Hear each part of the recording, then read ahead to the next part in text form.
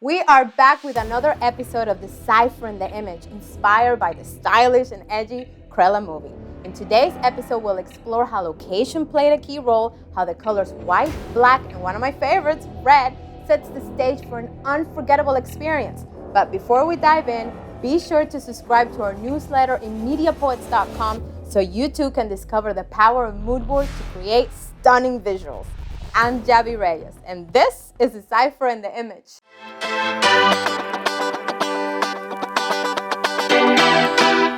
Let's check out the first look in our Milano mood board, inspired by Cruella's punk-style outfits. By now, you know I used to be a fashion designer, so this movie hit home for me.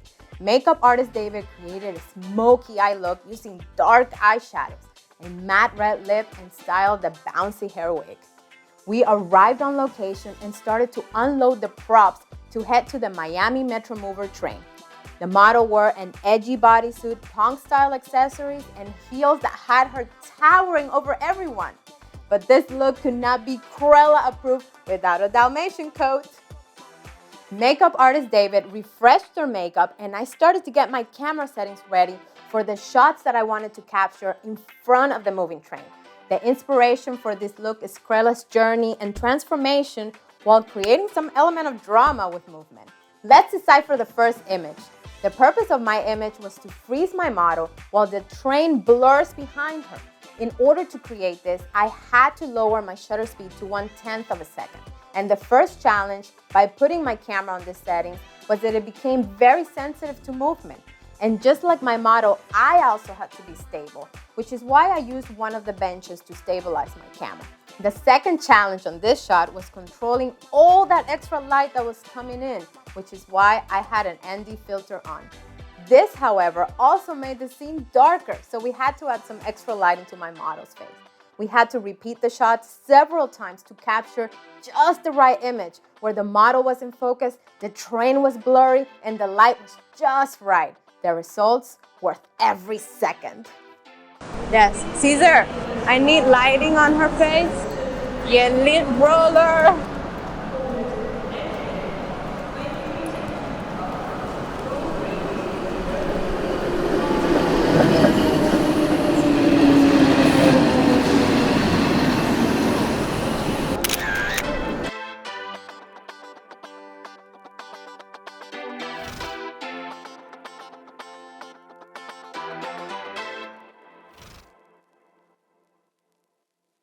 Ready for some trouble?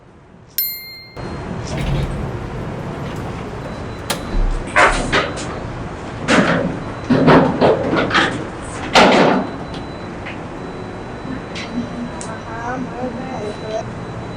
love it. Oh yeah. Woo. This next image we're about to decipher is all about Cruella's chaotic world and that obsession for fashion design. Let's take a look at our mood board. We are still creating with the colors black and white, which are a staple that represent this villain. To add that layer of chaos and encapsulate two impactful scenes from the movie, I decided to add a long Dalmatian train by placing an elastic on my model's waist and then rolling the edge of that fabric on the side. She stole my dogs. Remember that? This is the part that inspired this look. Next is those eerie mannequin arms. Two of them would have ripped fabric on them. Stick with me here. In the movie, Cruella designed a gold dress out of moth eggs that was pure perfection, only to have it placed inside the vault to ruin the Baroness' entire collection. Who could forget? This part of the movie is what inspired me to make these next images in a public elevator. So I quickly set my camera settings and decided to use the overhead light as hair light. And because I wanted to avoid reflection in the glass behind my model, I decided again to use constant lighting. The team scattered the arms quickly, the model started to pose, and I started to shoot. My model, Annette, was the epitome of Cruella posing with my old sketchbook. Her pose, her face expression, the look in her eyes, it was everything. Take a look at these images.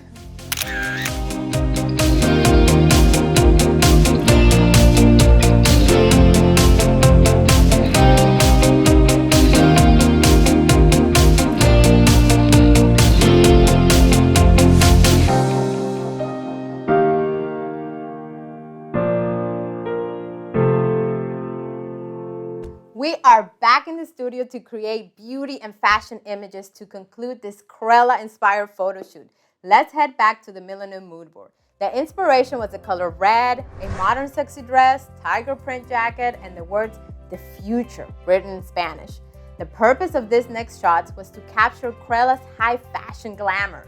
Makeup artist David got to work on this new look. He started to create a shading effect on the model's face with the color black. Then he used micellar water with a Q-tip to create the letters across her face. He also added red Swarovski crystals to her lips to add to that sense of glam we were going for.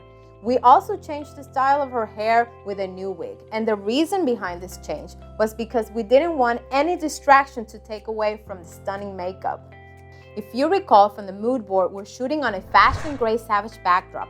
And the reason for this is because I want to create some images with a grading effect. This background is very versatile whenever I want to use color in my photograph or if I just want something dark. We are also moving a fog machine to the back that we'll be using at the end. Now for this next shot, we are also using those eerie mannequin arms.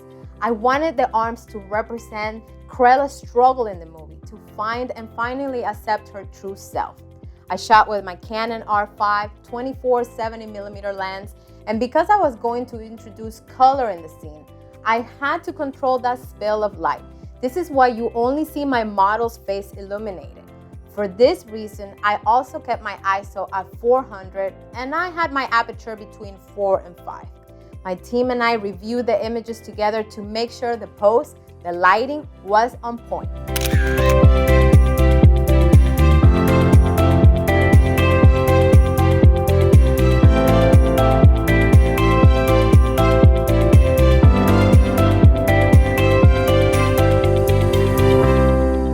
As I was shooting, one of my strobes didn't fire and the scene turned dark orange and a light bulb went off in my head. I quickly changed my lighting setup and made it look like the model was standing under a lamppost. Then I asked my team to crank up the fog in the room and the rest is history. Model Annette was in full character. Every pose was better than the next one. And well, the final images speak for themselves.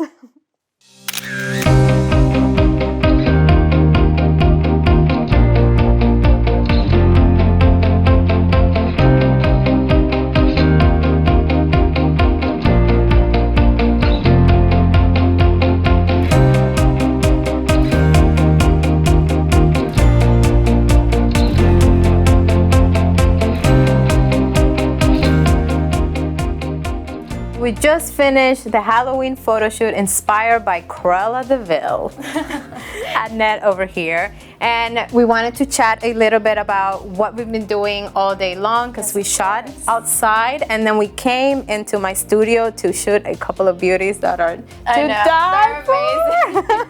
I can't wait for you all to see it. Once you do, you're gonna really go mind blown because these pictures are amazing. We had a lot of fun. We started very early in the morning and we headed straight outdoors to get a little used to the lighting and mainly the train. Yes. I think that was the best part about it. I think it was very cool to see how still yet moving you can capture the picture, I want to say in my own words. Other than that, everything in the studio was amazing. I think that was my favorite part was the second change, the second look. The studio? This one. This one right here. Yeah. For sure. It was definitely a different side of Cruella that I liked to embrace. So it was very nice, yes. Bueno, tengo dos tips sumamente importantes a tener en cuenta. El primero es que siempre debemos empezar de menos a más, depositando poquito producto y luego irlo subiendo. Si vamos a hacer un smoking así perfecto.